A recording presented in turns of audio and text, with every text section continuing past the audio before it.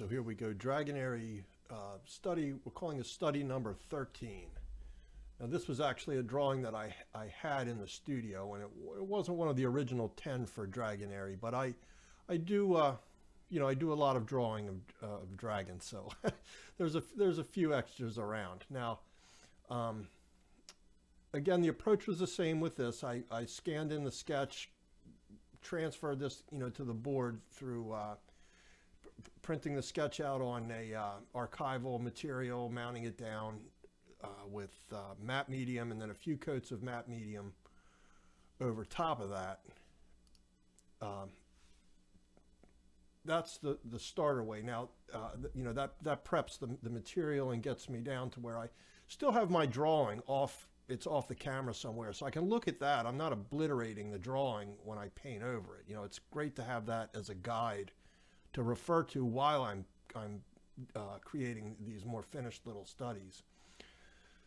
So again, now this guy, I started with a fairly middle tone with this lay-in, and you can see there where the transparency of the burnt sienna really right away establishes sort of a color. It almost feels like this guy's like a red or a copper dragon. But just by leaving that little bit on the jaw and the belly, the neck, I guess I should say, it looks like there's two colors to his skin there. He's going to have like a whitish, more, a lighter tone around the mouth, and then going down the neck, and then whatever the main color of this guy is, which to me, I guess I would consider this to be kind of a copperish color, a brownish red. But I wanted to play around with, establishing some patterns on some of these little guys as we were doing them. So again, the background value is chosen because I think that will, and it's kind of a guess at first, but I'm trying to get certain areas of this thing to jump out at you or have some visual impact. And you can see that right away as soon as I start to lay the white down on the neck, that has the neck and the lower jaw. And again, I'm going to paint that what I'm showing is a white area, and even in here a little bit around the eye. I'm going to paint that with a fairly bracketed light set of values. White and just a little touch of burnt sienna. And then once I've got that mask laid in, I start to just work away at the detail. It's almost a linear drawing into the horns and cleaning up the edges on the top of this guy. Of course, if it's as I'm working like this, it's easy to sharpen up those outside edges once all of the board is covered, the canvas is covered. Then you're just, moving the paint around.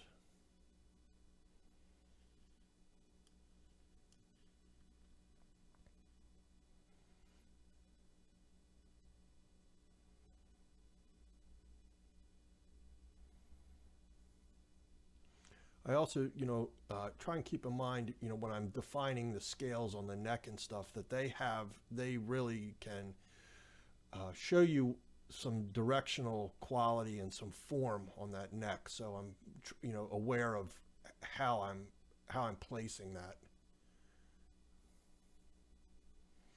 And again, constantly turning these paintings around, upside down to work on, and that's just again to achieve certain brush directions a little more easily.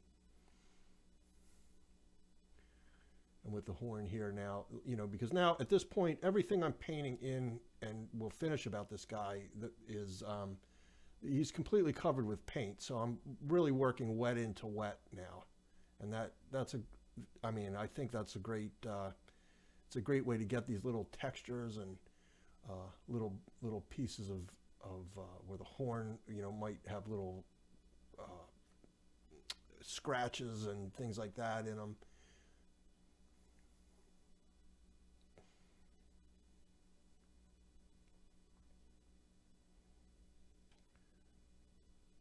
sort of think of this as like his senior picture. You know, he wants to look good for that. So.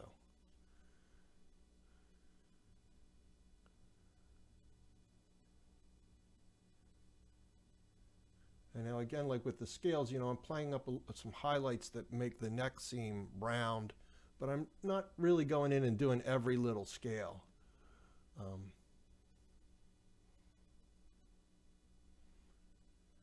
I always do tend to just slow down and take the eye.